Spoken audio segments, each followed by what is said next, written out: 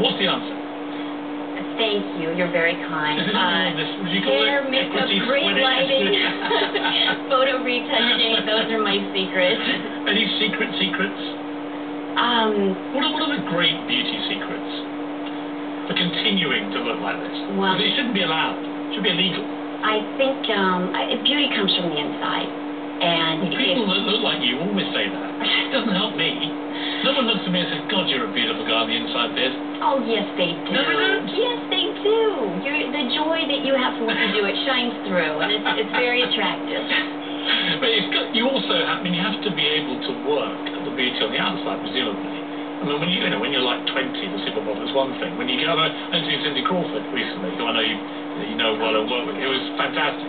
And she described quite poignantly the time that she was, I think, about 40 or late 30s, and she walked down the same part of London that she'd walked when she was 20, and then she stopped traffic. And she had hair, just like you, amazing sort of hair. And she said now the difference was the traffic didn't stop. And she looked slightly sad, although realistic about it. I mean, describe that feeling when you move from the traffic stopping to something different. That was never on my radar, traffic stopping. It was never important to me, and I intentionally built a business that has absolutely nothing to do with appearance. Really? Absolutely. Years ago, I was doing something rather silly. I'd say my sense of adventure outweighs my grace. And I was, for lack of a better word, wagon surfing. I jumped in our kids' wagon. I'm coming to this. Your ugliest moment. Yeah. And this could qualify as one of them, for sure. Standing in the wagon, holding onto the steering wheel, asking my husband to push me around our circular big brick driveway, having so much fun, till I noticed my parked car, overcorrected my turn, wagon stopped abruptly. I kept going, smack, hit my face, landed smack on my face on the bricks, and I was a mess. My husband's an ER doctor. What kind of injuries?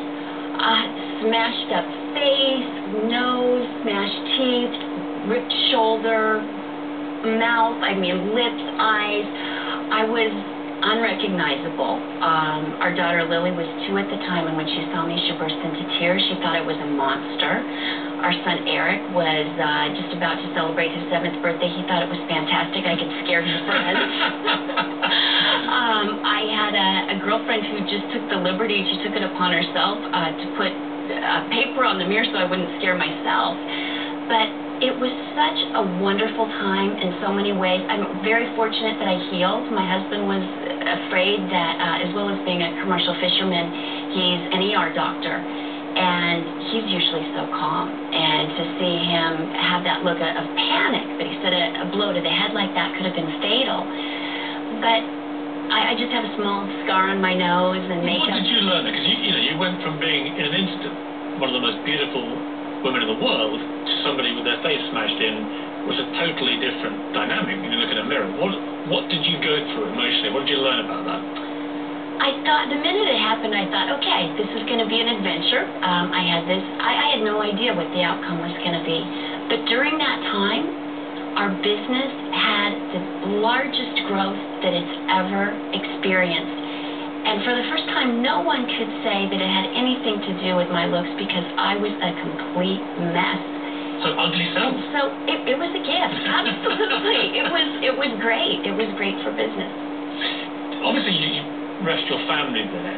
How important is it, do you think, to have, if you're doing this kind of business, to have the backdrop of a good, stable family? For me, it's everything. I couldn't imagine my life without my family. My husband, Greg, our 3 children, Eric, Lily, and Chloe, and I'm blessed with really great parents and siblings and mother-in-law. We got a very close family. So. And do you all hang out with other ex-supermodels? I mean, do you all... Let's have this wonderful idea of you all just strolling down Malibu Beach on a Friday. You're just missing out on this opportunity. It was such a great job and a great opportunity, but I was constantly trying other businesses, so I didn't really connect deeply. There are a couple people I'm still in touch with. Which one? But, Julie Campbell, who was the editor of Sports Illustrated, I see her. But none of the models? Some of them, a few of them, but we live such different lives, different parts of the world, traveling. Who did you think was, present company accepted, who did you think was the #1? The most beautiful model you've ever seen? Oh, there's so many. If you could if you could produce one magazine, say one Sports Illustrated before you died, and you could put one woman as the cover, can't be you. Oh my goodness, there are Who would it be? so many. I mean, when you one, look at people like Christy Brinkley, Cheryl Teagues, Naomi Campbell, Cindy Crawford, I mean, these women, they were and continue to be seen and heard everywhere. And I was seen when I was give me a name. one. Oh, one model. You'll be able to know. You've got no choice. Okay. I'm pinning you down. Cindy Crawford. She's fantastic. She'd be mine. Yeah. Well, I'd actually do a split issue. The pair of you. A what? The pair of you. Oh. I'd have a split, one of those double issues, where you have to buy both copies. But that would be the answer, don't you? Yeah. Well, you'd have to dust mine off. Well, I'd happily do that. We're going to have a little break. When we come back, we want to talk to you more about your life, but in particular about Elizabeth Taylor, who I know was a very close friend of yours. You're one of the few people who were invited to her funeral. And we'll discuss that amazing woman.